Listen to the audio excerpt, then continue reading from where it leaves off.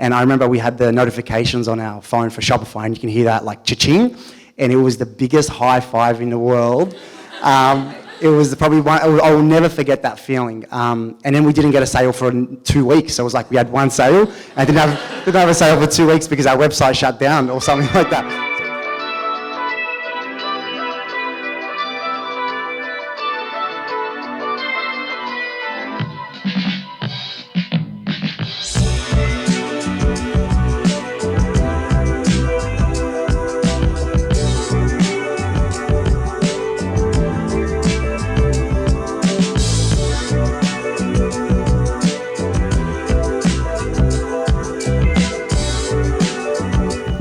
Using a microphone. Can everyone hear me? Amazing. All right, welcome, ladies and gentlemen, to our Start and Scale event here in Melbourne. My name is Laura. I am the Customer Success and Community Manager here at Founder. And you guys will have the pleasure of listening to my voice on and off throughout the night as MC. We have an incredible panel of 4 e-commerce entrepreneurs joining us here tonight to discuss and provide some insights and tips into growing your sales online. The topic that got the most votes by far in the Facebook group. So to discuss strategies and advice on increasing e-commerce sales, please join me in welcoming our panel guests. We have Gretta Van Riel, Rory Boyle, Rob Ward, and James Hatcham. So if you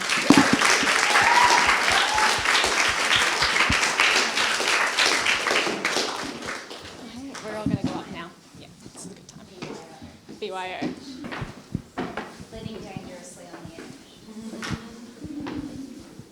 So I'll give you a quick introduction for those, because I know we have a couple of guests here tonight. I'll give you a quick introduction to our panel members tonight. So at the far end, we have Gretta Van Riel. Gretta, as most of you will know, I know, so a lot of whoops in the audience.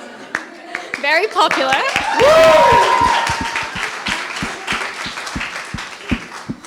So as most of you here will know, Gretta is our Start and Scale course instructor and one of Australia's top serial entrepreneurs. So Gretta has been recognised as Forbes 30 Under 30, class of 2018, the Vogue's Code's instructor, and has founded not 1, not 2, but 5 multi-million-dollar companies, including Skinny Me Tea, Hey Influencers, Skin Tox, Drop Bottles, and The Fifth Watches. Almost in order. Yeah, okay. And guys, disclaimer, under 30 for only a few more days. All right, next to Gretta, we have Rory Boyle. From the lounge room of Essendon, Rory, along with his brother Nick, have become masters of e-commerce and B2B growth marketing through their gifting company, Hampers with Bite. After years of 100% year-on-year growth, selling a hamper every 20 seconds during peak periods has become the norm. It's no surprise then that Rory has become an authority on mastering the art of corporate thank yous and staff appreciation. It's Rory. Give him a round of applause.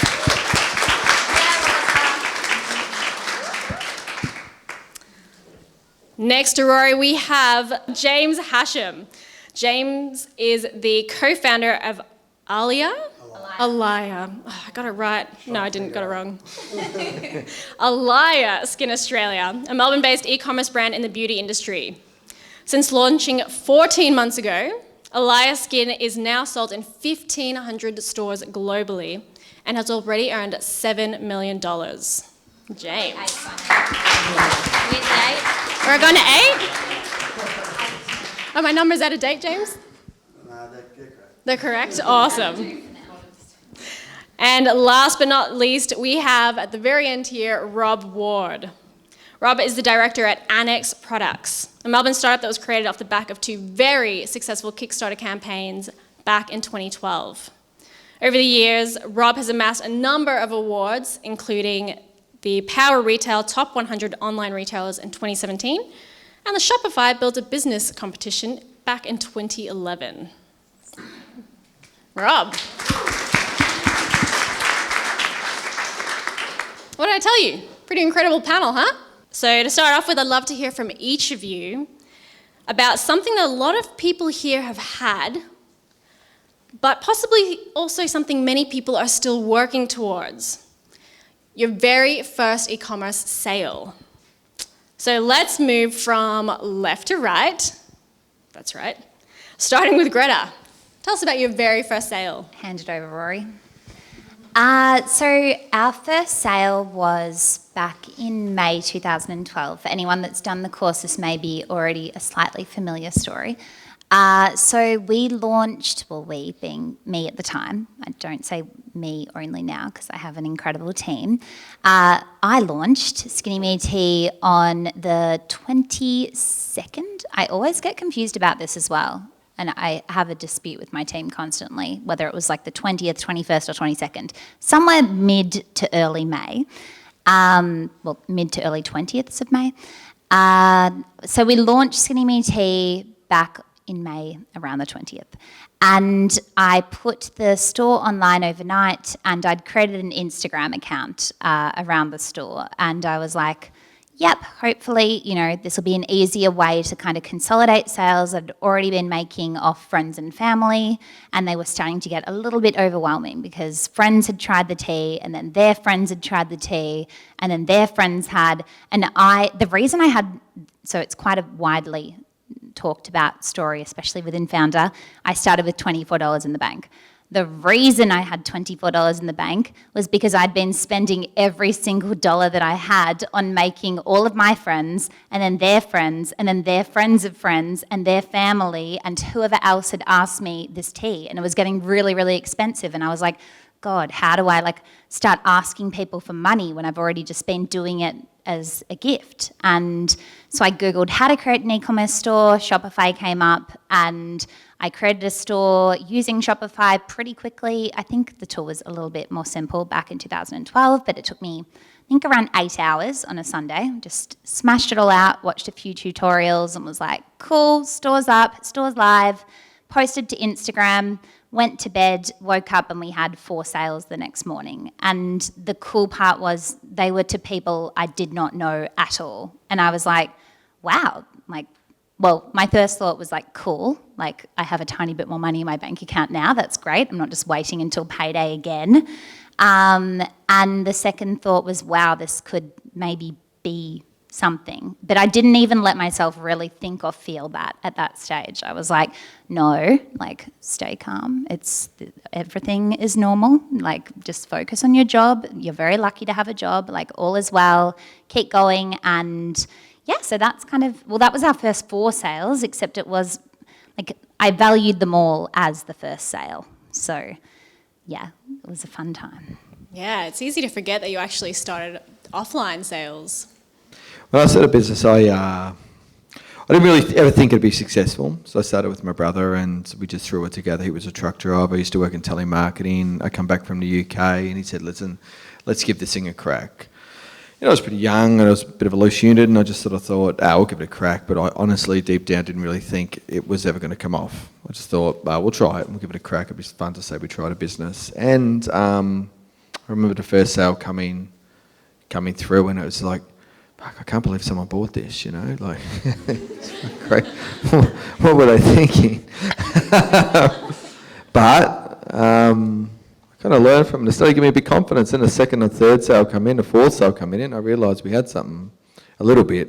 It took longer till I realised we really had something, but it just gave me that little bit of self-belief. But to be completely honest, when we started, my expectation, I guess maybe I'm a pessimist at heart, but was just like, we're not going to sell anything. This is going to be a flop. And, it was a really, really pleasant surprise when I saw that first sale come through. So it was pretty cool. Thanks, Rory. I think my story is a little bit different to Rory's. When we first launched 16 months ago, Manny and I, my business partner, were a little bit optimistic, probably too optimistic. We found Nick Shackelford, I'm not sure if any of you know him, who's one of the best Facebook buyers in the world. And I remember he asked us, he was running our ads, and he said to us, what do you guys want to do in the first month? And Manny and I were like, 1 million? And he replied, and he was honestly in shock to the point where he didn't want to run our ads anymore because he thought we were the most unrealistic, delusional people in the world. So anyway, we launched the business on an Amex because we couldn't really afford to buy the stock. So Sorry? Yeah, for sure. And we databased, I don't know, maybe 1,000 influencers just on Instagram, and we didn't run any Facebook ads. And I think it was like 4 days in, and we finally got our first sale from an influencer code. And I think the room was probably the size of this whatever you call it, stage, yeah, with this stage, and there were no windows. And I remember we had the notifications on our phone for Shopify, and you can hear that like cha-ching, and it was the biggest high five in the world. It was probably one, I will never forget that feeling. And then we didn't get a sale for 2 weeks, so it was like we had one sale, and didn't have a sale for 2 weeks because our website shut down or something like that. So it was still one of the best experiences. But yeah, that's our story. Cool. Thanks, James.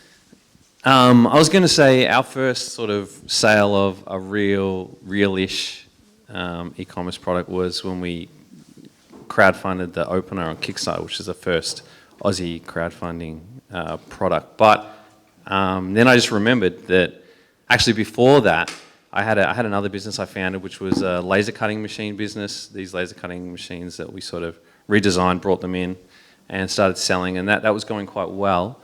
And at the time, I remember it was 2010, and I seen on Facebook, you know, it used to be like this tiny little thumbnail and a little bit of blue text and a little bit of black text next to an ad, and it was only in the right hand, no in-feed, no anything back then. And I remember seeing that and thinking, oh shit, I wonder, it seems stupid now, I wonder if people would like click on the ads on Facebook, go to an e-commerce site and buy a product, which is ridiculous. And so that night I designed this little tree, it was laser cut tree, jewelry tree, and cut them on the lasers that we had.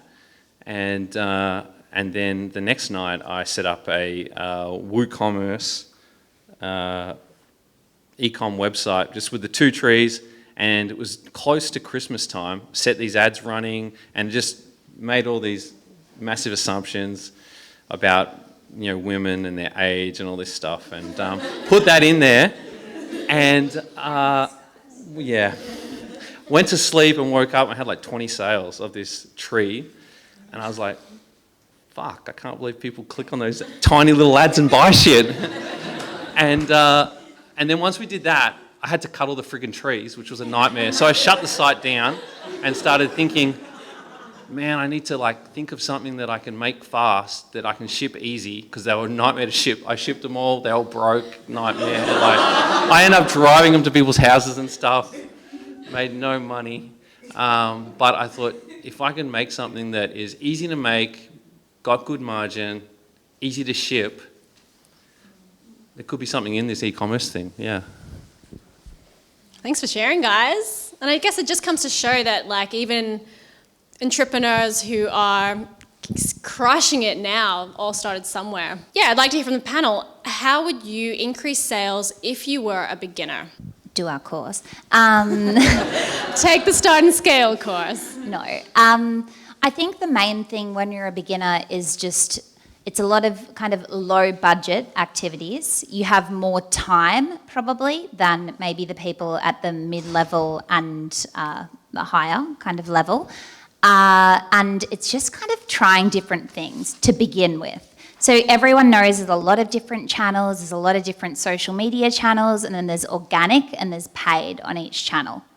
And I think as a founder and as an e-commerce founder early stage, the best thing, and Nate says this a lot, is just throwing things against the wall and seeing what sticks. So, and out of the things that do stick, it's just focusing in on 1 or 2 of those. So it's not necessarily thinking that you need to, you know, be doing like a little bit of everything, because that's extremely overwhelming. Like, it's very overwhelming, and I'm sure within Start and Scale as well, there are so many different tactics. There's so many different things you could focus on. There's influencer marketing, you know, there's paid, there's social, there's like email marketing. Like, it's a lot to think about, but it's just finding the things that do kind of move the needle for you.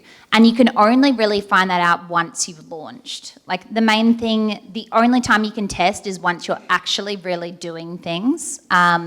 Before you've launched, your main indicator of success or growth is going to be sign-ups. So how many email signups you can get. So if we're pre-launch and we're at the beginner stage and we haven't even launched out, anyone in the room pre-launch?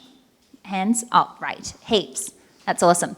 So the main thing that you should be focusing on pre-launch, the whole reason that you're building a social presence, like the whole reason that you're trying to get your brand in front of different people and trying to, maybe partner with some influencers, maybe partner with some other great brands in the space, is so that you can build your email database. I cannot stress enough how important email still is. It is our number one channel.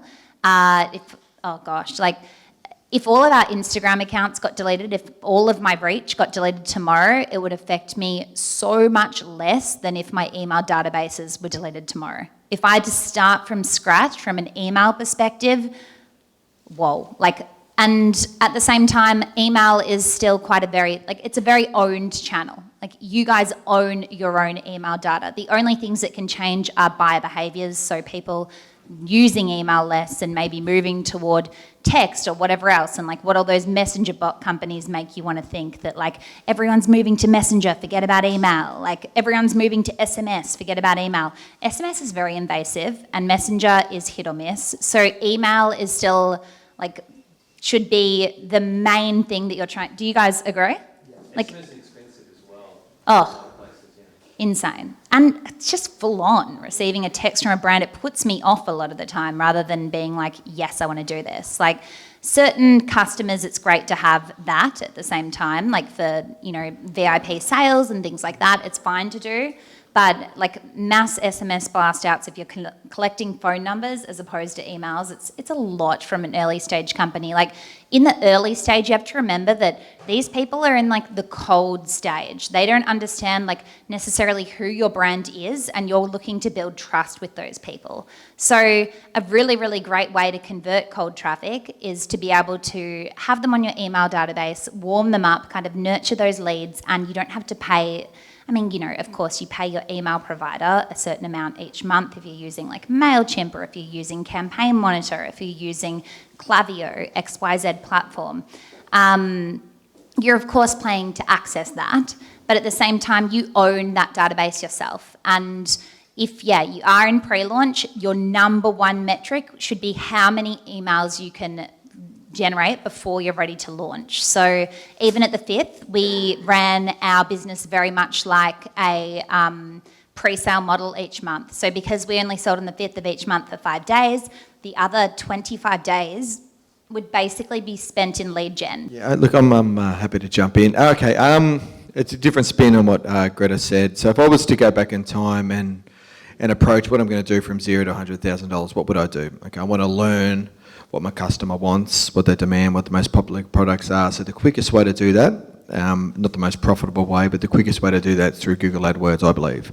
Now, that's working on a presumption you sell a product that has an exposed audience. So if you're selling a product that's completely foreign to the market, it's completely innovative, no one knows it, it's a different subject. But work on a presumption that you're selling shoes, and everyone's selling shoes. People are looking for shoes.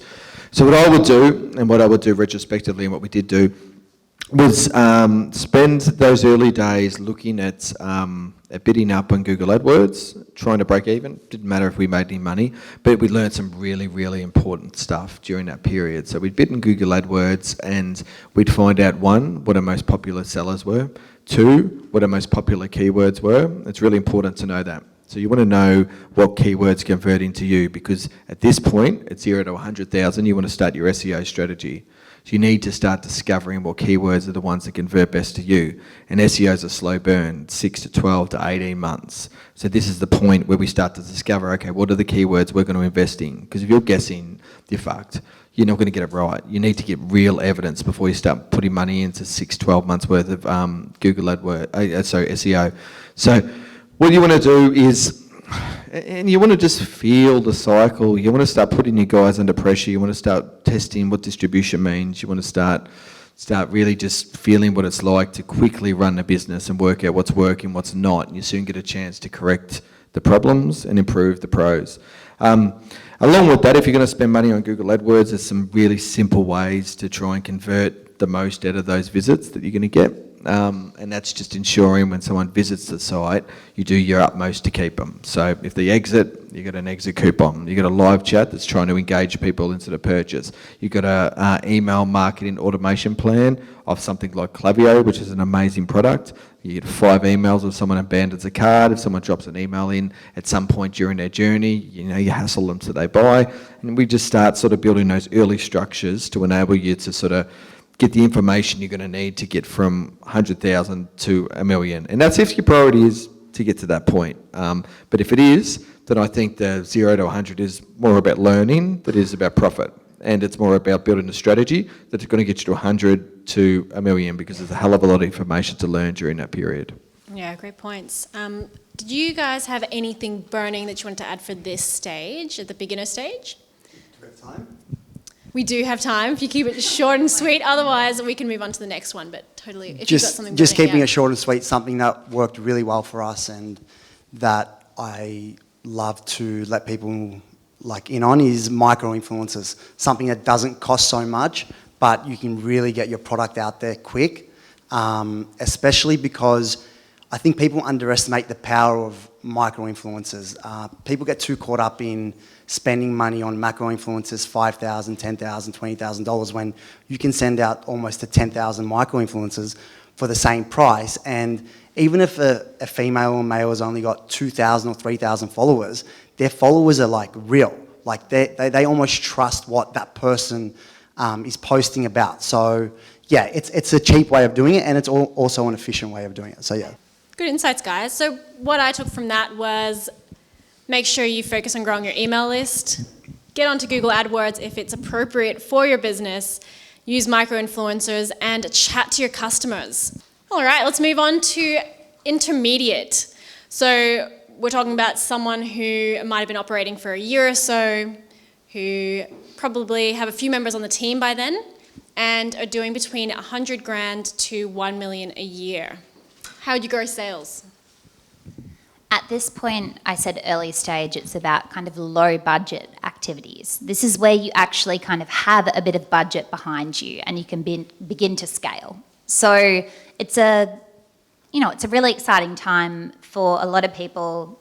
It'll be the first time that they've seen money like that. I could not believe, when we started making sales and when we were growing so quickly, I'd never seen money like that in my life. I came from, I don't have a wealthy kind of family background. I see some of the comments even in the Facebook ads from Founder that are yeah, but she's a privileged white chick that probably came from money already, so I don't really care about the success she had. My mum raised me on basically a single parent income, minimal child support on around $30,000 a year, and never made us feel like we were lacking in anything.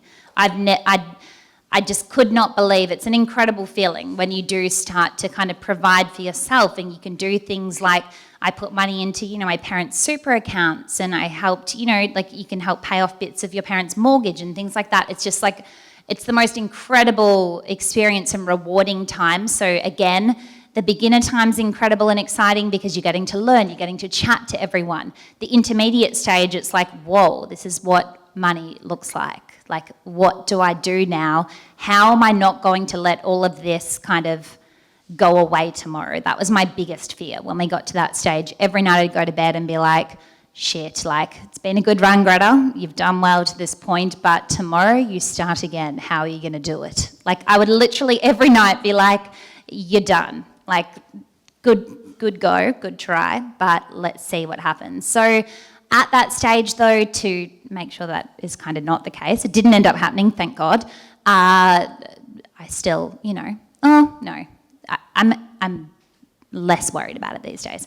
But the main thing that you want to be doing at that stage is starting to really scale. So in the early stages, you were doing kind of low budget activities like organic social and collecting emails and the things that you don't need to be charged a lot of money by different platforms and different marketing organizations, whatever else. The next stage, you want to be focusing more so on your paid ad spend. So whether that Again, like you could start earlier stage, of course, with paid, and that's more than fine. Just your budgets are going to be a lot smaller, but it's starting to scale things from the step one that James was talking about, like micro influencers, through to maybe some mid-tier influencers, and it's just starting to put a bit more budget behind the things that you were already focusing on. So I think that it's an important stage in terms of scale, like when part one was just more so finding out what worked and focusing on a few channels, part two is kind of focusing, like niching down and focusing on putting scale behind what you're doing. So whether that's paid ad spend, and whether in part one, I remember I made a few notes on this. I was like, part one, part two, part three. Part one would more so be paid ad, like retargeting via Google and via Facebook. That is like the lowest hanging fruit. Like in the beginner stage, you definitely want to be retargeting the customers that have visited, or potential customers that have visited your website with paid advertising. Part two is more so creating a paid ad funnel. So a funnel basically is, and it sounds scary. Is anyone in the room not sure what a funnel is? I would not have raised my hand, but I think it took me quite a while to work out exactly what that was. Like, a funnel is called a funnel because the most customers come in through the top, the middle has a second stage of customers, and the bottom, which is the conversion stage, has the least, and that's why it's shaped like a funnel, like an upside down triangle. So at the top comes through our cold traffic, and that's the awareness stage. In the middle is warmer traffic, and that's the consideration stage, and at the bottom is the conversion stage. So at the top, at the awareness stage, you want to be introducing your brand to your customer. So an incredible thing, and something that everyone in this room should focus on if you're in the kind of intermediate stage, should be those kind of Mashable style Facebook ads. James, I know you guys know them very well through Nick Shack. You know, they've got a caption. The formula basically goes like, there's a hook and there's some social proof, and then it goes through to product profiling, kind of like what the UVP of your product is, maybe some CAD or 3D drawings of your product, back through to social proof again, and then your offer. So that's the basic structure. If anyone's in the Start and Scale group, I've spoken a few times on this in our Facebook Lives, but that's the basic structure of one of those Mashable style videos. So that's at your awareness stage. You're introducing cold traffic quickly to your brand as fast as you can. And hopefully that little video will get them across the line to buy. If it doesn't get them across the line to buy, you move into the consideration stage. And at the consideration stage, remember, we're moving down the funnel. I'm trying. So our awareness, the most people, let's say there's 100 people there.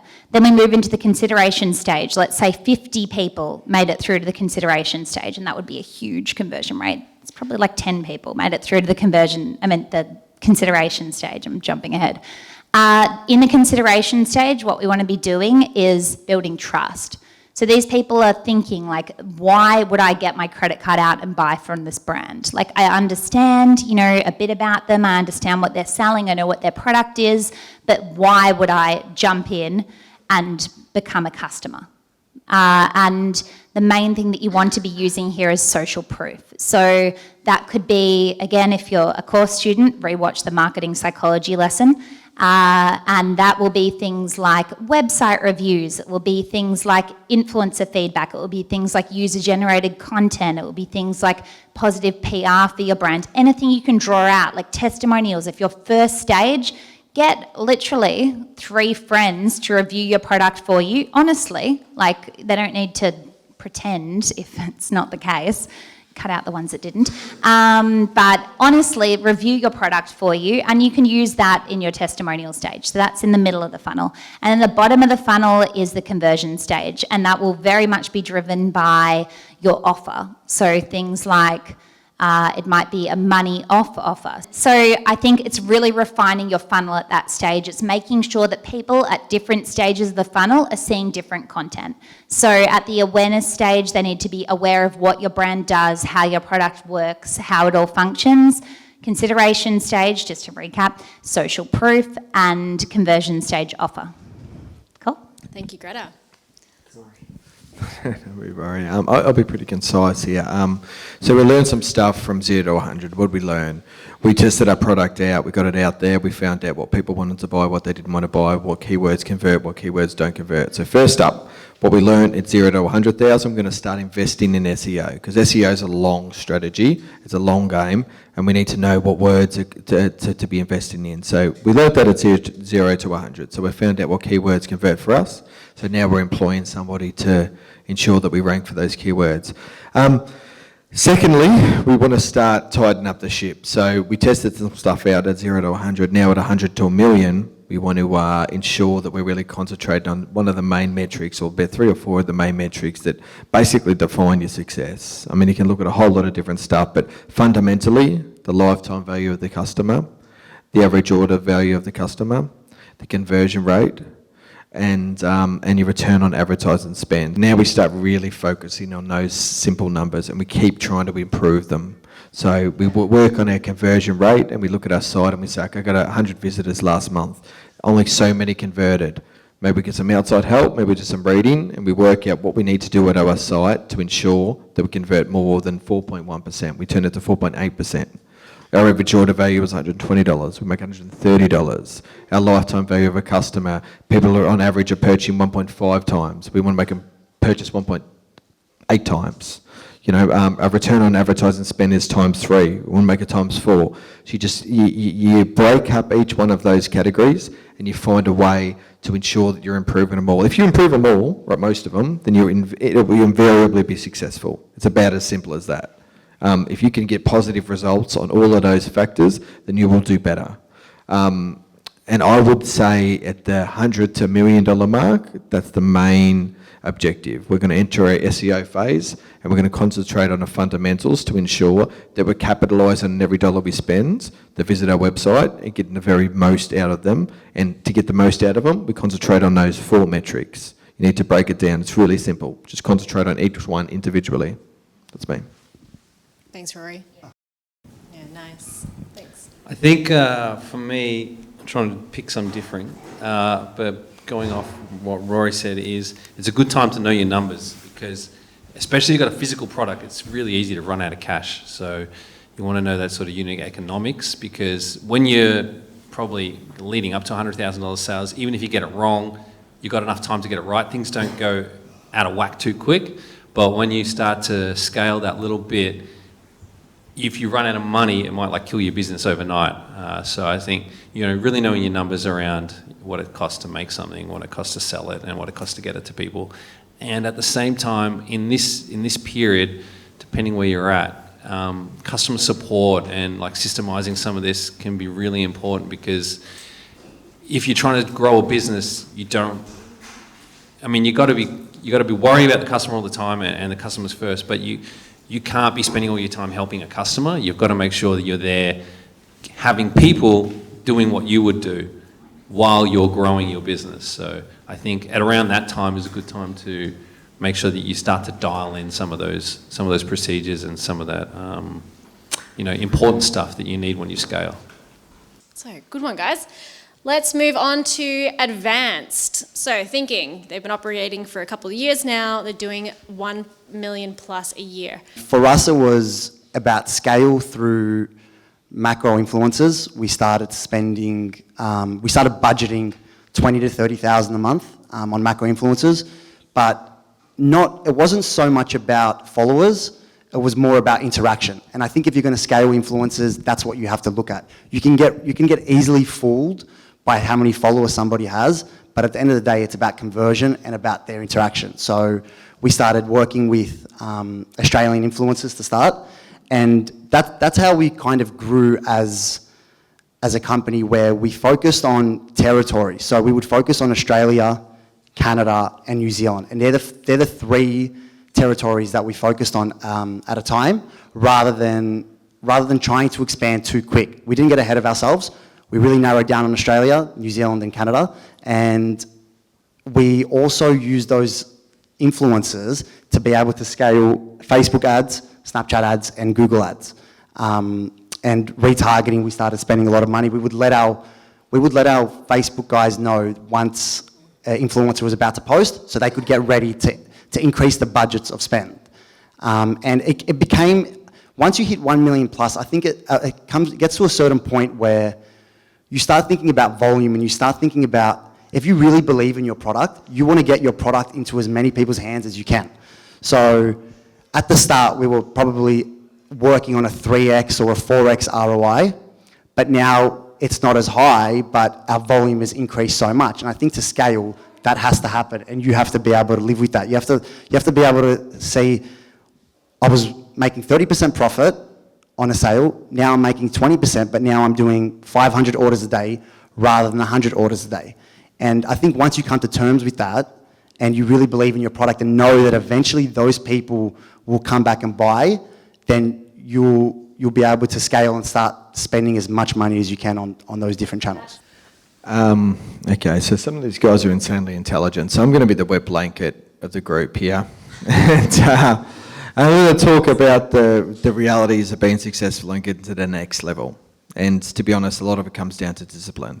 So I'd say fundamentally we've got to the point where we're turning over $1 million. We've acquired quite a number of customers. Every time we acquire a customer, we pay something to acquire that customer. It's expensive. We might break even on the first store, we make a small profit. So fundamentally, your lowest hanging fruit is getting that first customer that you paid for to come back a second, third, and fourth time. So it's about email communications to ensure them that you get them back with a compelling message, that a good quality product. That'll be your greatest opportunity of profitable growth. Second, it's about concentrating on those metrics. I know I said it the first time, and I'll say it the second time. Growth's really important, but growth at a profitable level is also incredibly important. So we continue to concentrate on improving those metrics, improving how many people we're appealing to, but then ensuring that we convert those guys at a profitable level. Growing geographically is obviously a great opportunity, but you've got to be very conscious about the fact that if you're making good profit and you've got a good business and this is what you want, then we're not all going to take over the world. That's the reality of it. There'll be some of us who are just happy to run a really profitable business that's really good and runs in Australia and it's making money. A lot of money can be burned overseas. So again, I don't want to be the wet blanket, but it's a game of inches running a business. It's really picking out the granular elements of running a business. I've got a whiteboard at work, and at a whiteboard it's AOV, average order value. What was it this week? What was it the next week? What was it the next week? The lifetime value of my customers. I go back 18 months. I divide how many customers I serviced, divided by what I turned over. I work out what lifetime value is, and I keep trying to find ways to increase that. My return on advertising spends. I'm constantly revising copy and constantly revising ways to improve that. I'm constantly split testing what I do with marketing automation. It's just constantly looking at those granular, fundamentals that if you continue to improve and you continue to be more profitable, it will give you more cash and it will give you more opportunity to create opportunity. So there is a million amazing things out there, going to US, doing all this cool shit, which is great, but we're not all going to be able to do it. What we want is a business that's going to pay the bills, it's going to enable us to grow and be successful and stay in it for 5, 10, 15, 16, 20 years and make profits. So to do that, I think the fundamentals are to concentrate those major factors, and great things will happen once we get those under control. And that's just my opinion, it's completely subjective, but I think focus should be put on the fundamentals. And I think I have butted in enough to be my section. Do you have any extra points? I have a million quick extra ones? points. Any that you can fit into a couple sentences. Okay, a couple of sentences. I'd say at this point, step one, we were testing things, we were learning things. Step two, we were scaling and we were growing through scaling. Step three, for me at least, I know everyone achieved the $1 million mark at different points. I think we made around $1 million after about 6 months of our business. So by 6 months, we were doing around $600,000 a month, and it kept scaling. So the previous months obviously had been a lot slower up to that point. So I'd say by about 6 months, we'd done over $1 million in revenue. At that point, did I suddenly understand that is when I needed to be optimizing? So I know you guys may have done that earlier on as well and really kept a great eye on those metrics. Like up to that point, to us at least, it was like unbridled growth. It was just like, I don't even know what's happening. I remember going into a meeting after 7 months with our accountant and he was like, Gretta, like, what are you doing? And I was like, I don't know. All I know how to do, like the only thing I know how to do is sell tea. Like, I don't know, like, I honestly felt like I didn't even know what was going on. Like, it took me quite a while. It took me, gosh, at least over a year, because I remember when we won the Shopify Build a Business, I was interviewed for the first couple of times extremely publicly by like Tim Ferriss and whoever else, and I was just like pretty overwhelmed, and they were asking me questions, and I'm like, I'm not really sure. Like, I'm not sure how we're growing to that point. I think those conversations and conversations with the other winners who maybe our product was extremely trending. Like we were very, I don't like the word lucky. I worked very, very, very freaking hard at this. So I was not lucky, but I was very fortunate to find a product that was like Skinny Me Tea was.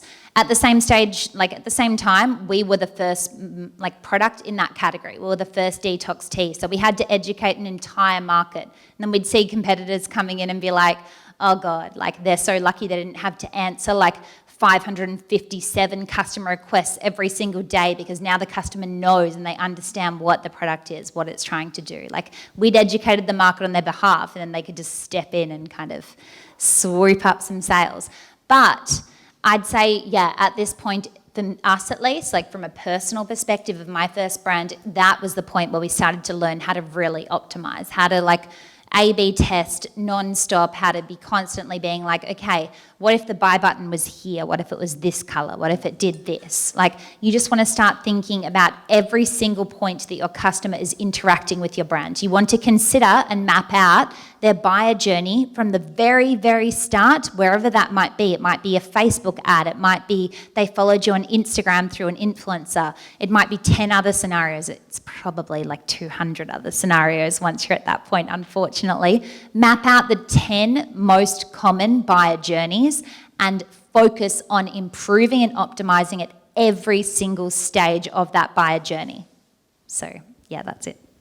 All right, ladies and gentlemen, that wraps up our panel segment, which brings us back to networking with your peers at your leisure. I also want to say a massive thank you to our panel members here tonight. Gretta, Rory, Rob, James. We really appreciate you giving up your time and giving us some really valuable insights and tips around how we can actually grow our sales online.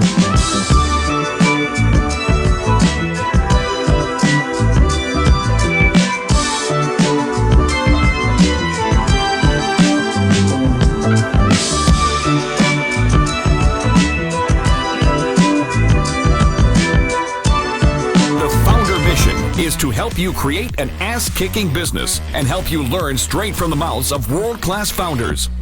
Get your free printed edition of Founder Magazine featuring Sir Richard Branson. Just cover shipping and handling at founder.com/Branson.